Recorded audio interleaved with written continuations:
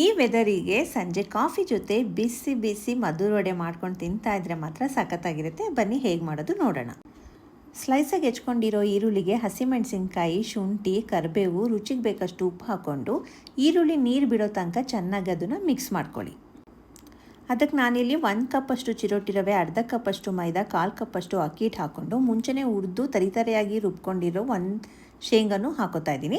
ಆಮೇಲೆ 1 ಸ್ಪೂನಷ್ಟು ಬಿಳಿ ಎಳ್ಳು, ಕೊತ್ತಂಬರಿ ಸೊಪ್ಪು ಹಾಕ್ಕೊಂಡು ಅದನ್ನು ನೀಟಾಗಿ ಮಿಕ್ಸ್ ಮಾಡ್ಕೊಳ್ಳಿ. ಈರುಳ್ಳಿಯಲ್ಲೇ ನೀರು ಬಿಡೋದ್ರಿಂದ ನೀವು ನೀರು ಜಾಸ್ತಿ ಹಾಕೋ ಅವಶ್ಯಕತೆ ಇಲ್ಲ. ನೀಟಾಗಿ ನೋಡಿಕೊಂಡು 1 ರಿಂದ 2 ಸ್ಪೂನ್ ನೀರು ಹಾಕ್ಕೊಂಡ್ರೆ ಸಾಕು. ಈ ಹದ ಬರೋ ತನಕ ನೀಟಾಗಿ ಮಿಕ್ಸ್ ಮಾಡಿ ಇಟ್ಕೊಳ್ಳಿ. ಸಣ್ಣ ಸಣ್ಣ ಉಂಡೆ ಮಾಡಿಬಿಟ್ಟು ಬಾಳೆ ಎಲೆಗಾರು ಆಯಿತು ಅಥವಾ ಹೋಳಿಗೆ ಶೀಟ್ ಮೇಲೆ ಆದರೂ ಆಯಿತು, ಸ್ವಲ್ಪ ಎಣ್ಣೆ ಸವರ್ಕೊಂಡು ತುಂಬ ತೆಳ್ಳಗೂ ಅಲ್ಲ ದಪ್ಪಕ್ಕೂ ಅಲ್ಲ ಈ ಥರ ತಟ್ಟಿಟ್ಕೊಳ್ಳಿ.